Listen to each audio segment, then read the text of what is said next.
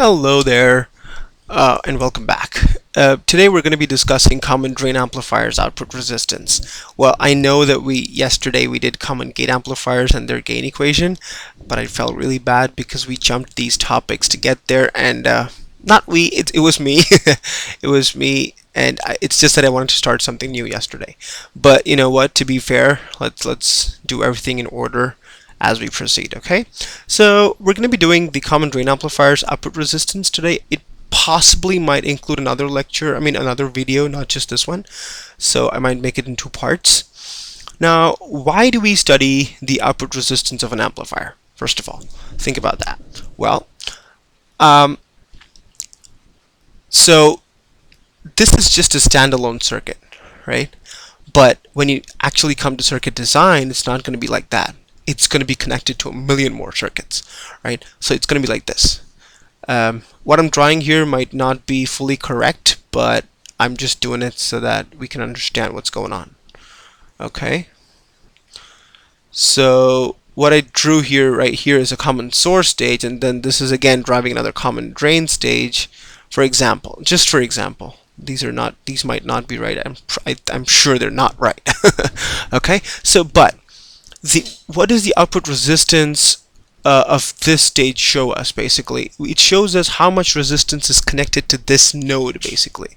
And if we can understand how much resistance is there, we know what kind of loading is going to happen on this amplifier because of this amplifier. Do you understand? So basically, resistance is just a load, right? So we know when we calculate the output resistance as to what kind of load is going to happen. It's called loading.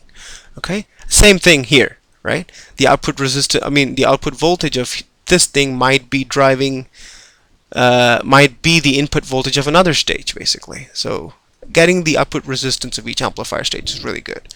Okay, so we'll calculate that today. And let's go ahead and draw a common drain amplifier again from where we can get to our goal. So this is it. And now the output resistance needs to be calculated at which point for this amplifier? At this point, right? Because that's where the output voltage is going to be connected to something else. So we need to look at how much is the R out at that point, at that node, basically. All right. So it can be equivalently drawn as this. Let's do an AC short here. And a resistor is nothing but a current source, right? So R out and VDD. This is right here. This is just an AC short. Okay. Now if we can directly go ahead and draw the small signal model for this, can't we?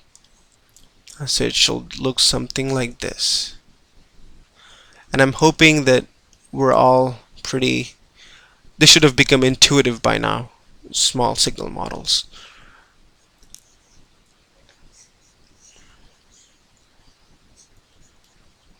This is GMB VBS, this is GMV1, right? And to find the output resistance of an amplifier, what we need to do at that point is to connect a voltage source called Vx, which drives a current Ix, into this node. Okay?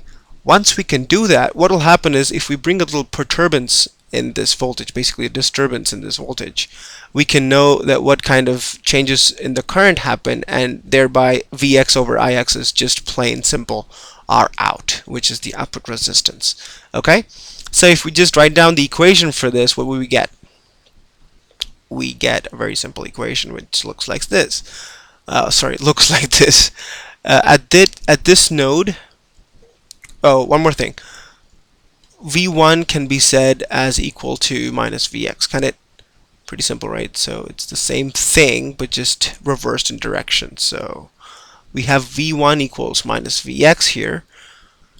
So at this node, the current equation looks like this: Ix plus GMV1 plus GMB VBS equals 0, right? If if V1 equals minus Vx, here you have a minus Vx, and VBS is basically just that same thing, right? So it's minus Vx. So if you put in those values here, what we get is Ix minus GM Vx minus GMB Vx equals 0, right? So what do we get from here? Ix equals GM plus GMB, and we factor out Vx here, right? And as I told you, Vx over Ix is nothing but R out. So basically just rearranging the stuff here, we get 1 over GM plus GMB equals Vx over Ix, right? So R out equals 1 over GM plus GMB. That simple? That's all. That's all is the output resistance of this amplifier. Now, if we see, it's interesting that the output resistance basically reduces because we're considering body effect here, right? Now, let's look more into that concept first of all. That idea basically. So, let me draw this thing again. Let's say we have a Vx here, and let's say we have Vin and VDD and V out or whatever. Let's not put V out there. I've put Vx here just to study its effect, okay? Nothing else. So if we go ahead and reduce Vx by delta V, let's see what all happens. Okay, we're going to consider two cases. First one, if I reduce Vx by delta V volts, I'm saying ID of this amplifier increases. Why do you think that happens? It's very simple.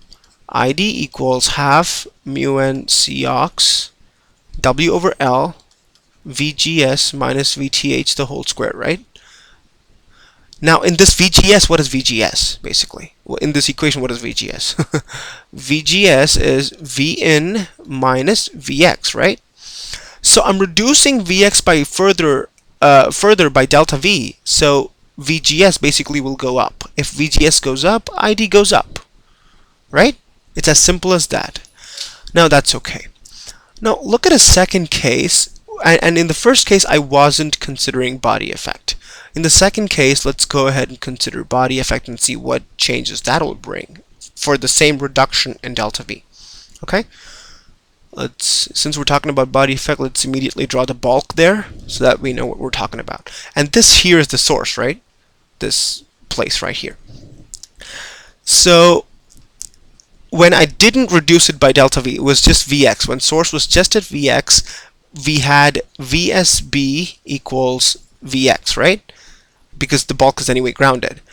But when we have a delta V reduction, we're going to have Vx minus delta V as the source to bulk voltage, right? So this basically reduces body effect, right? So what will happen because of reduction in body effect? There will be a reduction in the threshold voltage, right? Because we know that threshold voltage is directly proportional to how much body effect we have, basically, or rather the voltage between the source and the bulk. So if we have a smaller voltage here, the threshold voltage is going to reduce. So what will happen in the circuit, basically? ID equals half mu n Cox W over L. VGS increases because of delta V reduction in source voltage, and VTH decreases. So you have a gold mine right there. You have this part increasing and this part decreasing, so there's going to be huge current, right? There's going to be huge increase in the current. So why I said all of this is basically to make us understand that when we consider body effect, there's more increase in current than without considering body effect, right? So when there's more increase in current, there's lesser, R out is that much lesser, which shows us the dependence of the body effect and R out for the common drain amplifiers. Okay, so I'll continue in the next lecture in part 2. Thanks for watching.